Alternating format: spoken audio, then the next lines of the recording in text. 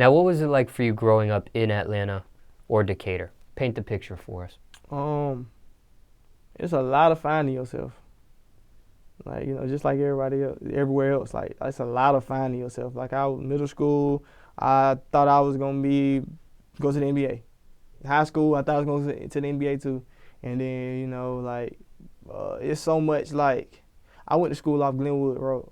That's a bad area. So, you know, trying to be a gangster was cooler than trying to be a basketball player. So, it detoured me.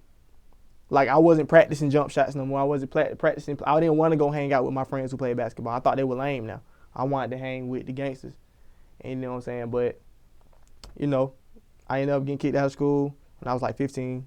So ninth grade was it. After that was it. After ninth grade, no more school for me. You know what I'm saying? I was at home, and, it changed my life.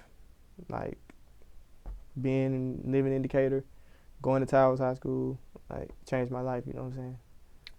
Would you say your upbringing was rough? Not even that. Like, my mom, like, I come from, like, good people. You know what I'm saying? My mom's good people. My mom's from the projects, but she don't want to go back to being broke, so my mom raised me right. You know what I'm saying? Our house don't even look like the houses in the area. So, you know what I'm saying? It was just the decisions that I made that I had to make. You know what I'm saying? Like, I like money. I got a problem. I really like money a lot. So when I was young, you know what I'm saying, I was selling BB guns. Like, when I was 14, 15, I'm selling BB guns for $50. $50 is a lot of money when you 14. You know what I'm saying? So I was making $200, $300 a week. You know what I'm saying? Selling BB guns. I brought one to school and they just kicked me out of school. But I wasn't doing nothing in school anyway. I had fake report cards. I was bringing fake report cards home. You know what I'm saying? My grades were horrible. I wasn't even thinking about school. Only thing I liked was I had a girlfriend at school. I used to go to her house every day. And I used to try to meet up with my little gang members. And now all of them in prison. You know what I'm saying? I'm here rapping. You know what I'm saying? Because my life switched up. Like, when I hit like 17, 18. When I hit like 18, I seen that was lame now. It's lame to do that. You know what I'm saying? Like, people getting killed, people going to prison. You know what I'm saying? So I switched up, like, quick.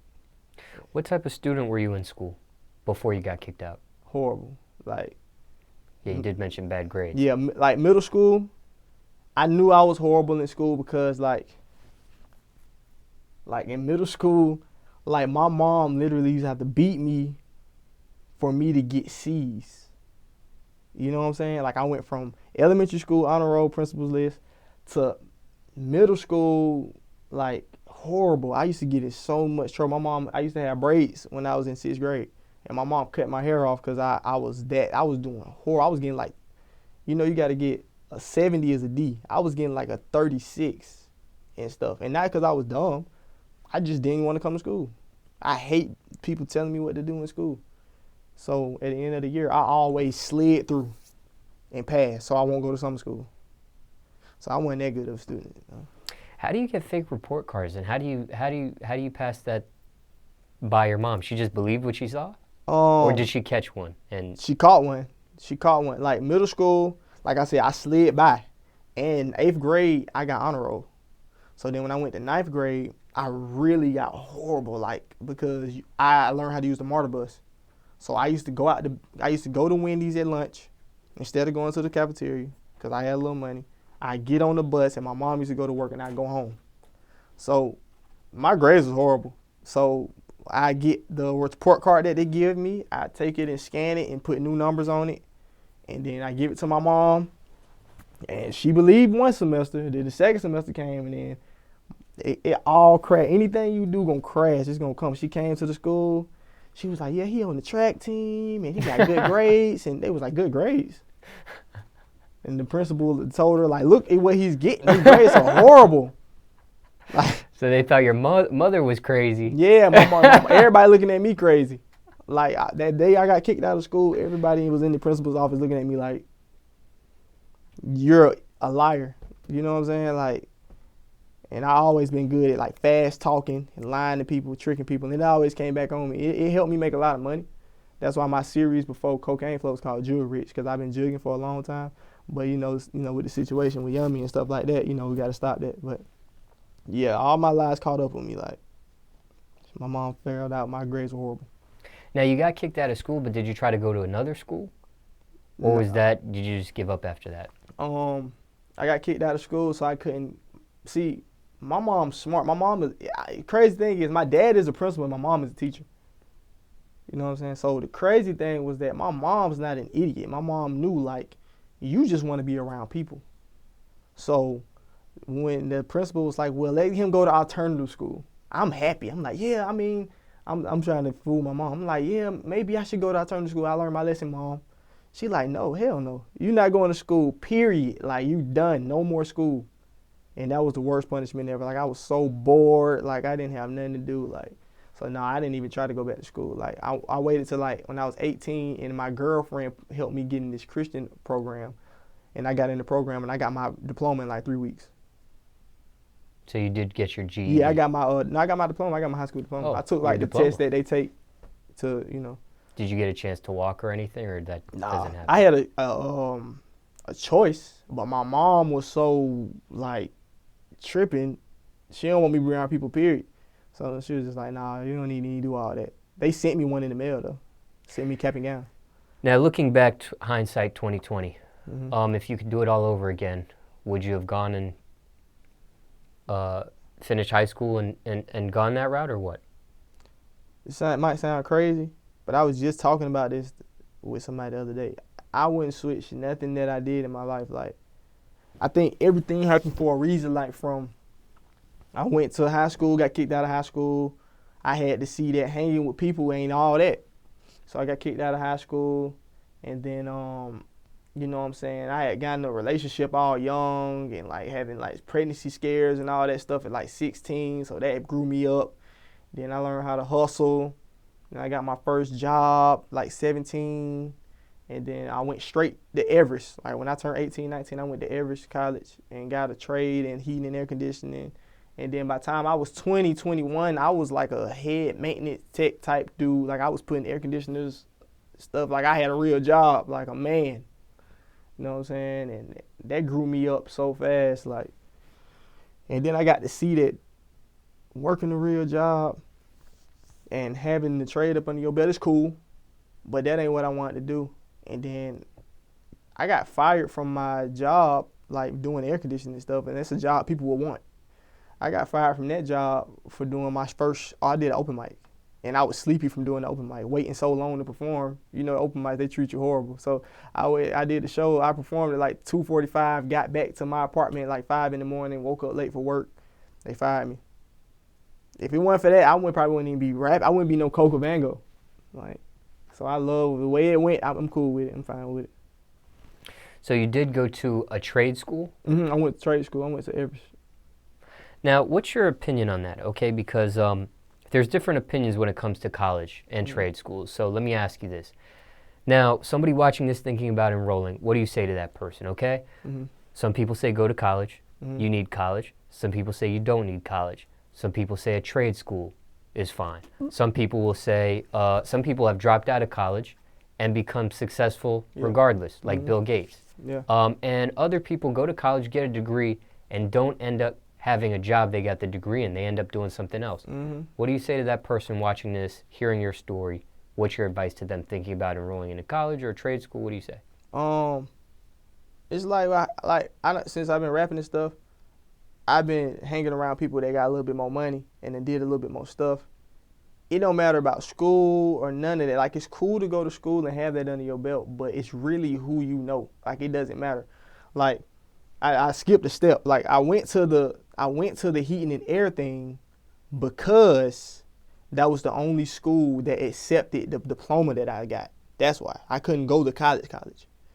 And I took up that trade because my girlfriend's dad, that's what he did. So the reason I got the job so fast was because I knew her dad. Who ended up firing you anyways? No, I got myself fired. He ended up leaving the place. It was up to me. But my mind was in music. But long story short, like, it's who you know. Our music, DJing, anything that you do in life, school, all that stuff, is who you know. If you don't know anybody who's won a Grammy, you might not win a Grammy. if you don't know anybody that's been a successful DJ, you might not be one. If you don't know people that plug you in the places that you want to go, then all the schooling and stuff won't even matter. That's what I pretty much say. So I say if you want to be a doctor, you need to get you some doctor friends. If you want to be a rapper, go get you some rapper friends. You know? Now, you mentioned the air conditioning job. Did you have any other jobs growing up? I worked at McDonald's.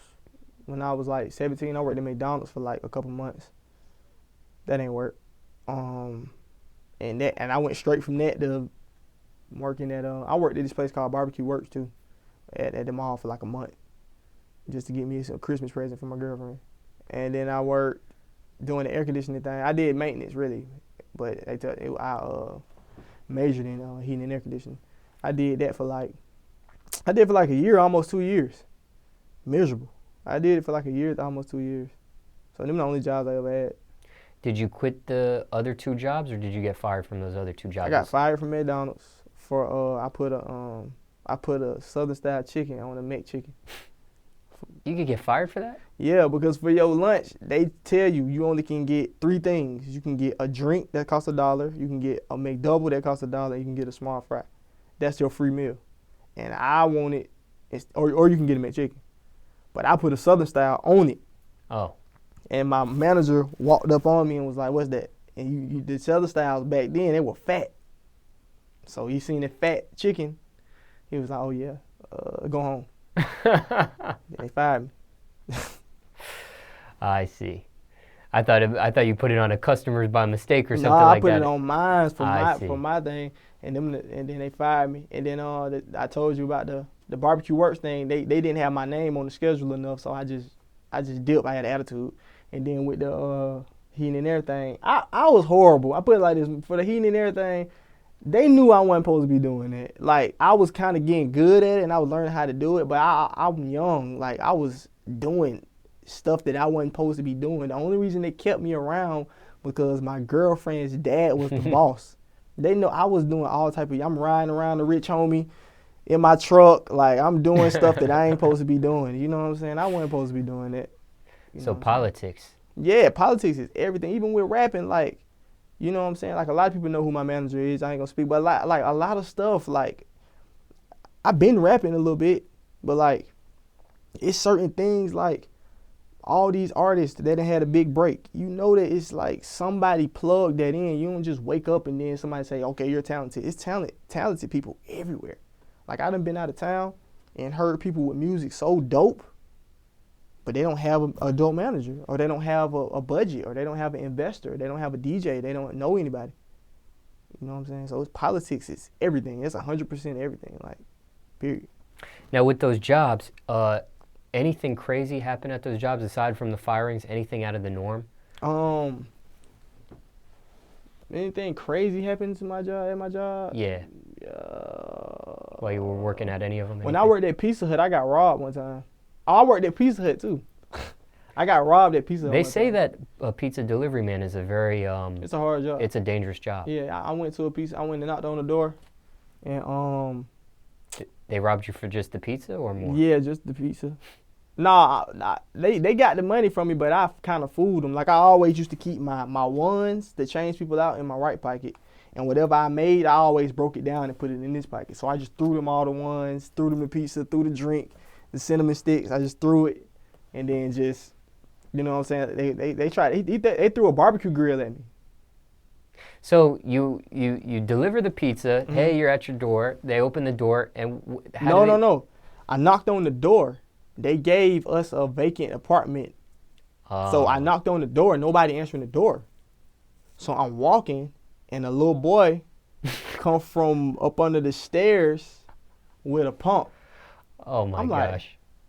But I ain't taking him serious. He's so small. I'm like, man, you need to go on with that. So I'm walking.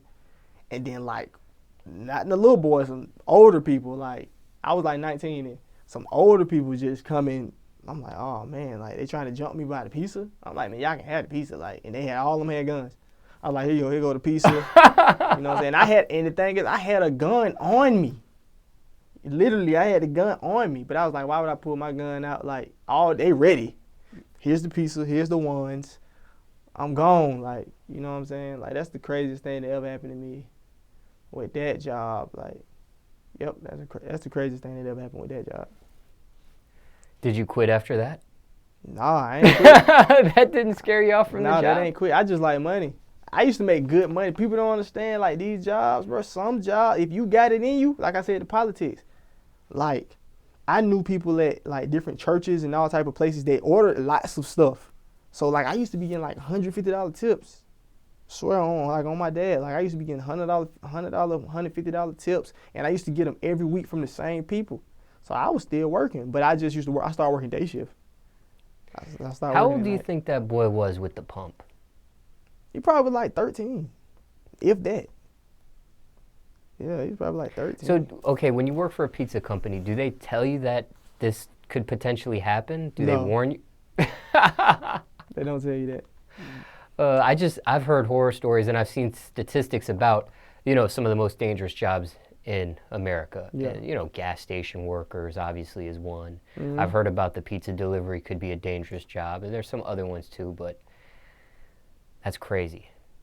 Yeah, that's why that was a dangerous job. Like, it teach you stuff though, like, because after Did you okay, let me ask you this, not to cut you off, but when you went to that house, did you have a funny feeling, or did your intuition kick in that, well, this is a little weird of a house that I'm about to go to, or was it just regular, normal delivery, just like anything else? I was like regular delivery. I was in an apartment complex.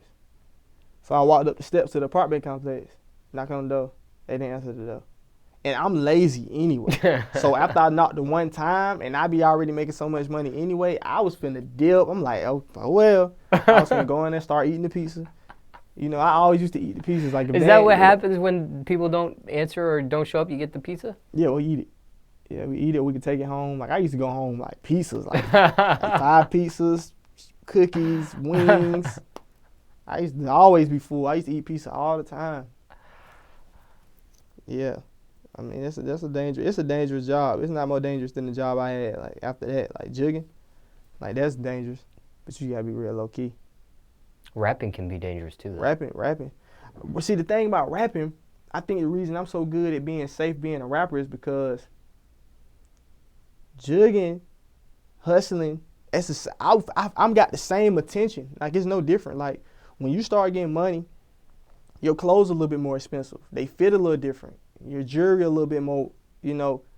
So, I was making, like, when I stopped that job, I was like 2021. You know what I'm saying? When I started that job, like, I started jugging and rapping and stuff like that. I live the same life now that I live then, like, A lot of people make the statement, they say the rap game's like the drug game. Do you agree with that or no? Yeah.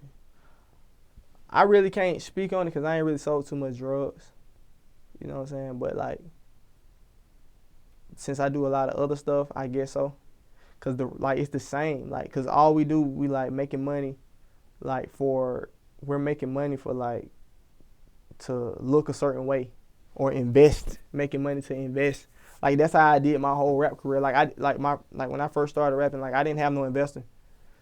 I didn't have nobody helping me out. I was making money on my own. I'm making thousands, like, you know what I'm saying? I'm making thousands a day. So, you know what I'm saying? Like, of course people targeted me. Of course people try to rob me. I done had hella people try to rob me over and over and over again. You know what I'm saying? Like, I done almost died. You know what I'm saying? I had somebody pull a gun on me, just don't shoot it. You know what I'm saying? Or, So, yeah, it probably is the same. It is the same. You know what I'm saying? I feel regular. I feel the same now what I was doing before jigging. Like, me and Yummy, we been like targets. Like, people been watching us. People been envying us. People been hating us. Paranoia? Did you feel paranoia when you were jugging and stuff like that? Yeah. Like, it have been times where, like, you ever had that feeling like everything going too good? I know something bad gotta happen. Like, me and my brother, we were living at the W. Like, we done got so cool with the person at W. We lived there. We used to live in a room, like one of the best rooms at the W, having pool parties there all the time. Like, I got money. We were making money every morning. Like, I had money in my book bag. I have some money in my pockets that I didn't even count up yet.